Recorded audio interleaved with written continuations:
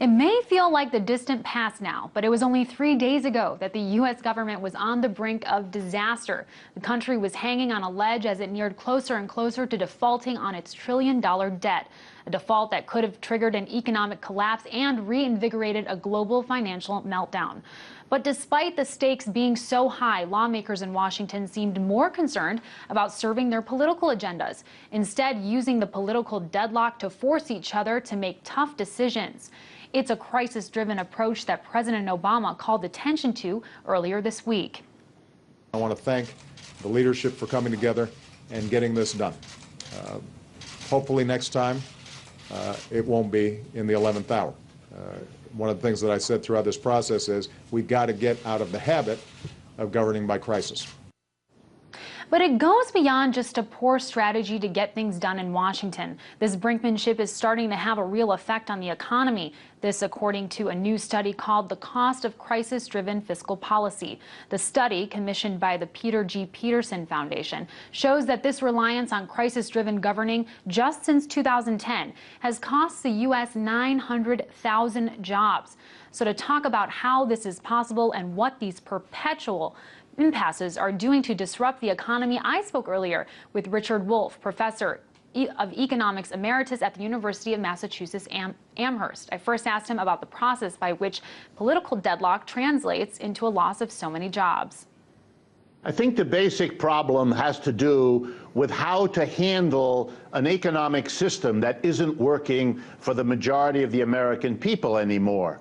I mean, the basic issue, the long-term issue, is that American large businesses have decided they can make more money by moving out of the United States, taking advantage of lower wages in China, in India, in Brazil, in Nigeria, all over what we used to call the third world. And basically, they've left or they are in the process of leaving.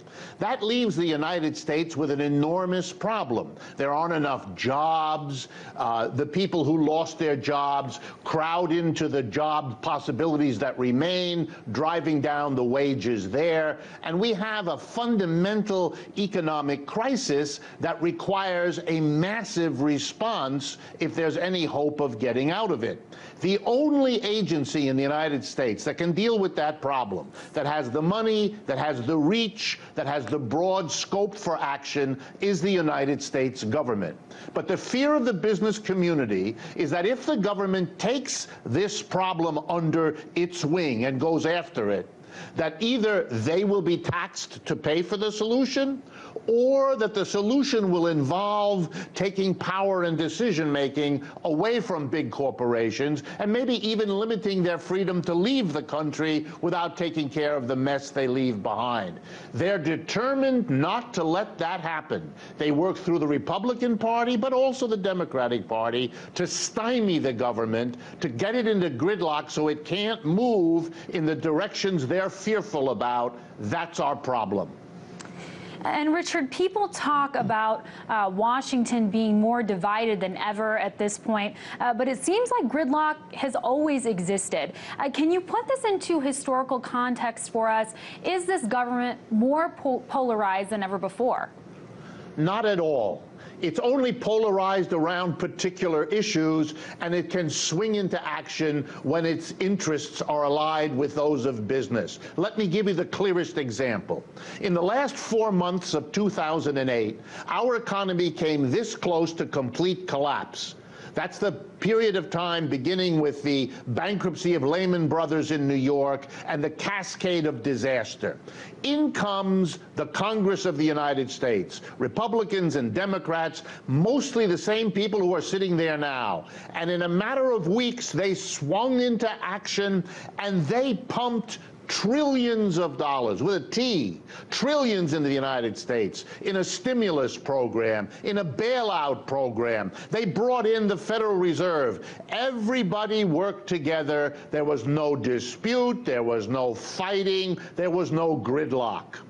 All the trouble came later, after you bailed out the big banks, the big corporations, saved General Motors, the whole story. Suddenly, when it came time to maybe taxing the beneficiaries of all those bailouts so that the government could help the average American, then we had gridlock. Then we had fighting. No, no, no, we don't have a gridlocked Congress when it comes to helping the people who call the shots. We only have gridlock when the question is, what do you do for the people who've suffered 5 years of this crisis, still are unemployed, find their children having to borrow unquestionable amounts of money to go to school and all the rest. Then, when it comes to solving the people's problems, then we hear about gridlock and division. No, no, no. The issues go much deeper than that. And Richard, I think the scary thing is that we know that we'll be revisiting these same contentious issues in another 4 months when the debt ceiling returns. Lawmakers aren't necessarily fixing the underlying problems here, but rather they're finding temporary solutions to them. So how difficult is it to actually recover from the damage that's been done? I don't see any change in the basic contours of the U.S. economy for years into the future. And I noticed that one of the most wise commentators, Stephen Roach, used to work for many years at Morgan Stanley Bank, has said the same thing in recent days. We're not doing anything to solve this economic problem. We're patching it over with a little bit of fix it here and there. We've made our commitment to bail out the big corporations. We thought as a nation that the bailout would lead the banks to lend money to businesses and people so we could recoup our economy. They did no such thing. The big corporations keep leaving. We have a political system that is subservient to the people who run our economic system. And the truth of it is, unless and until we face that we're dealing with the people who run our big corporations and we have to change how they work and the decisions they make, so long as we don't face that, we'll be dealing with their puppets, their tools in the United States Congress and the White House too, and they will give us lots of political theater, lots of raw material for news stories, but they will not give us real movement or decision making because they're held in check by subservience to the larger interests that control them. Sure. And speaking of corporations, in response to everything that just happened politically, one venture capitalist in Silicon Valley said this. He said, if companies shut down, the stock market would collapse. If the government shuts down, nothing happens and we all move on because it just doesn't matter. What's your take on that? Well, I think there's a point to it all. I mean, it matters. You know, there were hundreds of thousands of people who lost their jobs for a few days. There were businesses that therefore had no customers. There were all kinds of hardships when the government doesn't do the thousands of things we needed to do. So I wouldn't underestimate that importance. I wouldn't also underestimate the enormous significance for the rest of the world that used to look upon the United States as the bastion of capitalist calm, of capitalist functionality, a safe place to invest your money. The United States is looking less and less like a society that can control itself and more like a society beginning to fall apart. The long-run effects of that are enormous. But I do agree with the Silicon Valley fellow that you quoted, that the real issue is how corporations are making decisions, since we have an economy in which we allow the tiny number of people that control the biggest corporations to make decisions we all have to live with, but which we are not allowed, either directly or through our government, to have much influence over. Absolutely. That's an untenable situation. I want to jump in there because I want to ask you a very important question, which is how do we even begin to break this vicious cycle that has really come to define this way that Washington is operating? Will it take an overhaul of our political system, our economic system, or both? I think first and foremost the focus should be on our economic system.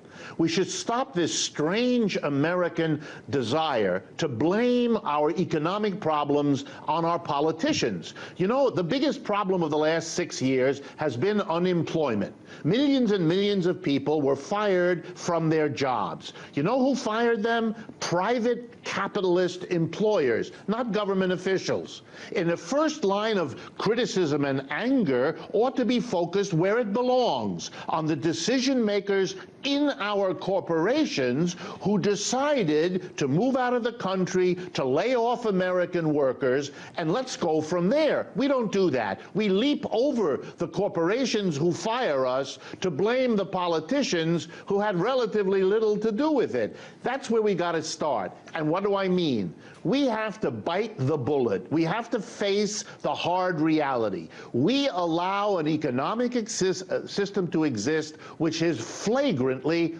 undemocratic. In most corporations, a tiny handful of people, major shareholders, a dozen, the board of directors, another dozen, make all the decisions, what to produce, how to produce, where to produce, and what to do with the profits. We all, the mass of people who work in all these businesses, making this economy go, we live with the results that a tiny group of people make. Do we vote them in? No. Do we have democratic accountability for their actions? No. They do what's profitable for them. They give themselves enormous salaries, they pay themselves the dividends, they decide to move to China. We live with the results, they make the decisions. You know, we had the American Revolution not to have a King of England do that for us. And we don't need a few corporate executives, overpaid as they are, to play the role of kings in our modern time. We have to face that question now to become a nation that can rule its own destiny, just like we had to years ago vis-a-vis England. And I think until we face that, we're going to look at all of these irritating theatrics in Washington and be worried about them while the real problem goes unaddressed. Well, certainly a lot more to come, and we'll definitely have to have you back on because this is the news that doesn't stop giving. Richard Wolff, Professor, Economics, Emeritus at the University of Massachusetts, Amherst, thank you so much for joining me. Thank you for the opportunity.